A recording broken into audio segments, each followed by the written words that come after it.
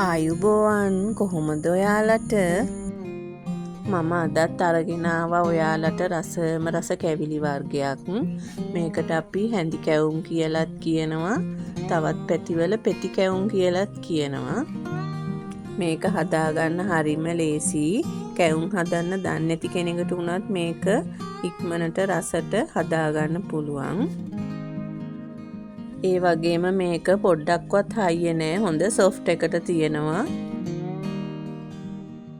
දැන් අපි බලමු මේ හැඳි කැවුම් එක හදාගන්න මොනවද අවශ්‍ය වෙන්නේ කියලා.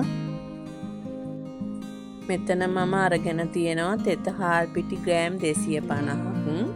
ඒකට මම එකතු කරනවා පාන් පිටි ග්‍රෑම් 100ක්. ඊළඟට මම මේකට එකතු කරනවා සීනි ග්‍රෑම් 50ක්.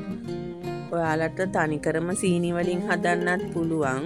අද මම පැණිත් එකතු කරලා හදන්නේ. මෙතන කිතුල් පැණි අරන් තියෙන්නේ.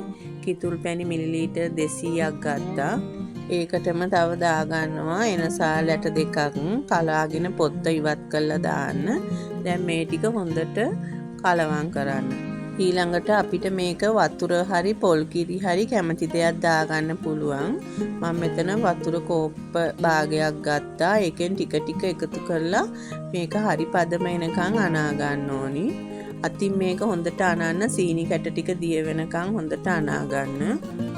ඔයාලට කැමති නම් පොල් කිරි උනත් මේකට එකතු කරගන්න පුළුවන්. හරියටම මේකට යන වතුර ප්‍රමාණය කියන්න බෑ. ඔයාලා ගන්න හාල් පිටිවල තියෙන තෙතමනය අනුව ඒ ප්‍රමාණය වෙනස් වෙනවා. ඒ නිසා හරි පදම එනකන් වතුර ටික ටික දාලා අනා ගන්න. මම ඔයාලට පෙන්නන්නම් මේකේ හරි පදම. මේකේ හරි පදම තමයි අපි මෙහෙම උඩ ඉඳන් වක් කරනකොට මේක කැඩෙන්නේ නැති වෙන්න එක දිගට රිබන් එකක් වගේ වැක්කිරෙන්න ඕනි. ඒත් එක්කම මේක මේ වැටුනහම පේන්නේ නැති වෙන්න තුනී වෙලා යන්න ඕනි. දැන් අපි මේක කවර් කරලා පැය දෙකක්වත් පිපෙන්න තියන්න ඕනි. පැයක් තිබ්බත් ඇති. ඒ වුණාට කැවුම හොඳට පිපිලා මෙලෙකට එන්නේ අපි මේක පැය දෙකක්වත් පිපෙන්න තිබ්බොත් තමයි. පැය දෙකක් ගියාට පස්සේ තමයි අපි මේකට ලුණු එකතු කරගන්නේ. මේක පිපුණාට පස්සේ උකු ගතිය වැඩි වෙලා තියෙනවා නම් තව මේකට වතුර මේස හැන්දක් විතර එකතු කරලා හොඳට කලවම් කරලා හරි පදමට හදාගන්න. ඒත් එක්කම ඔයාලට තියෙනවා නම් සූදුරු හරි මහදුරු හරි තේ හැන්දකුත් මේකට එකතු කරන්න. එතකොට අපේ හැඳි කැවුම් එක තවත් රසයි. අපිට මේ කැවුම් එක සීනි වලින් විතරක්මත් හදන්න පුළුවන්. ඒ වුණාට මේ කැවුම හොඳ මෙලකට ගන්න නම් අපි පැණිත් මේකට දාන්න ඕනි.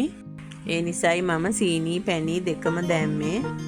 කැවුම පුච්ච ගන්නකොට අපි තාච්චියක් ලිපේ තියලා තෙල් ටික රත් වෙන්න දෙන්න. කැවුම වක් කරනකොට තෙල් ටිකට ලං කරලම වක් කරන්න. හොඳට පිපිලා එනවා. මේ බලන්න කැවුම හොඳට පිපිලා උඩට එනවා. ලිපේ ගින්දර ගොඩාක් වැඩි කරන්න එපා. එතකොට කැවුම ඉක්මනටම කර වෙනවා මැද්ද තැම්බෙන්න කලින්. මේ වගේ කැවුම දෙපැත්තම දාලා රන්වන් පාට වෙනකම් බැද ගන්න. මේ බලන්න කැවුම් ටික හොඳට පිම්මිලා ඇවිල්ලා තියෙනවා.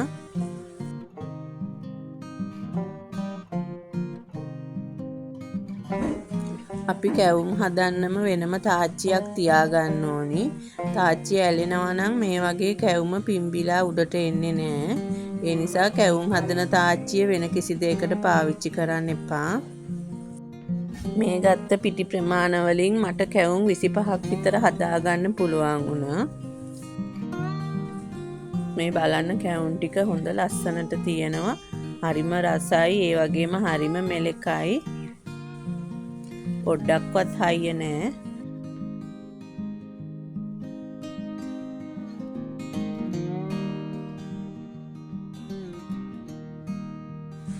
මේ කැවුම් එක හදාගන්නත් පොඩ්ඩක්වත් අමාරුත් නෑ. වැඩි වියදමක් යන්නෙත් නෑ. ඒ නිසා මේ පාර සිංහල අවුරුද්දට ඔයත් හදලා බලන්න. වීඩියෝ එක නැරඹුවට ගොඩාක් ස්තුතියි. අලුත් වීඩියෝ එකකින් ආයිත් හමු වෙමු. සුබ දවසක්.